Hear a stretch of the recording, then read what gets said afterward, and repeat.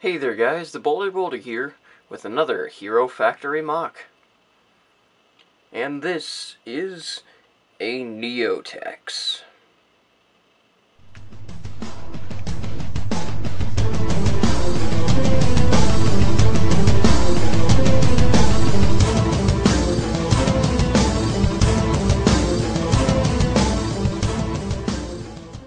So yes, I did say a Neotex, because he is one of many. The Neotex are a race of reptile-like beings, and made evident by the design, and at one time they were called the O-Tex. But I'll get more into that in a moment. First off, though, I'd like to show you the design, and then I'll get into the backstory. So let's take a look at the feet. They're just the, basic Paraka feet with a little added spike on there. And there you go. I really liked the design of, well, basically just this part. I saw another fellow MOC maker, I believe it was iBionicle 8V, and they just used, well, these parts using this friction adder, this upper bone piece, this specific piece, and then these Paraka legs. And I thought that looked really neat, so I did my own rendition of that.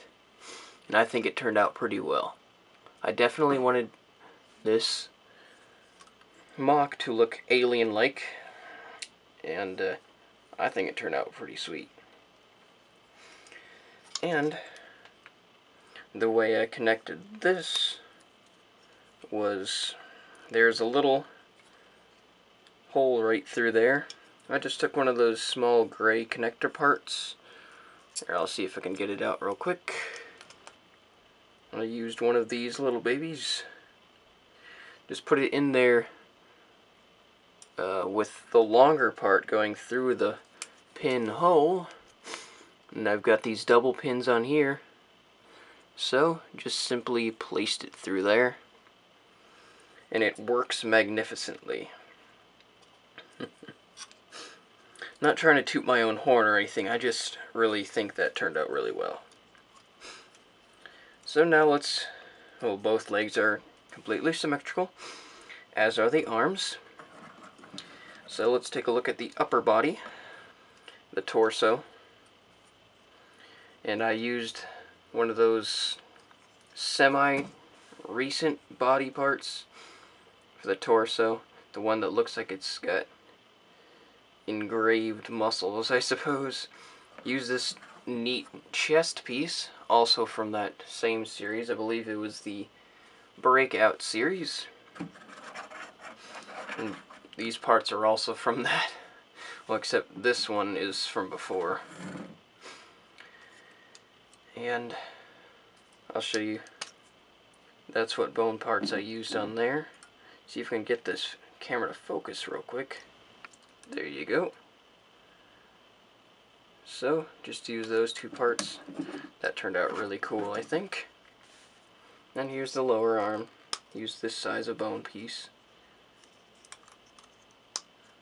And used this armor and this blade, which I thought looked really neat. And used these Ben 10 hands, which I thought really fit in with this character. Again, to add to the alien look. Then before we get to the head, let's take a look at the back. Got all these spikes down through here, and then a silver spike right there at the very end, which I thought looked really neat. And some very good coverage from the back. And the backs of the legs look fine to me. I really like the turnout of this tail. The spikes, that just looks great. Here's this little bone piece and this little piece of armor. Yeah.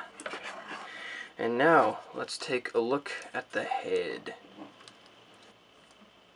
And, alright. Yeah. I like that a lot. It even has an opening jaw. This whole thing is just, the whole head assembly is completely custom made. And I like it a lot, I must say. I was just messing around with some parts, and I just turned this head piece around, and I went, huh, that looks almost snake-like, reptilian-like, especially at this angle. So, honestly, this is the inspiration for the MOC. And then I added the jaw, found a special way to connect the neck, and I thought that was really cool.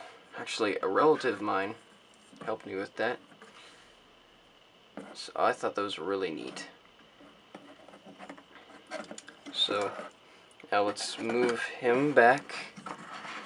So yeah, like I was saying, he was, well, the race was once called the Otax. And their home planet is called Lareth Zion 2. There are actually 2 Lareth Zion planets that are neighboring. One is populated mainly by a race called the Kairon, and then the second one was populated by the Otax. The reason they were once called the Otax was because, well, that used to be their name. And they were a peaceful reptilian race. They really had no issues with any other beings. They really had no use in fighting because, well, to be honest, they were sort of weak compared to other ones, and no one had any problems with them. They never took their small size as an advantage to attack other people. They just wanted peace with everyone. And that's what they had for many years, until the people on Lareth Zion 1, the Kairon, their planet started becoming overpopulated, and they needed another place to live, another planet that would be sustainable for their life.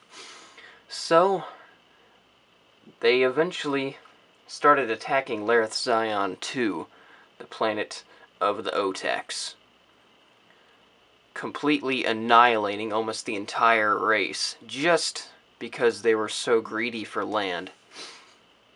So they were the first race to ever be enemies of the Otax. And this is pretty much the basic look for the Neotax now, because whenever their planet was invaded and their entire race almost completely annihilated, the males had to try to save as many of the females and children as they could, and they sent them out in escape ships to the moon of their planet with some special surviving machinery that would allow them to live there for some period of time. Fortunately, they saved up enough supplies in case something was to happen, or they just packed up as much as they could in their ships and got off that planet because of the Kairon. And the Kairon were, well, they consider themselves superior to the Otax, and that's why they took over.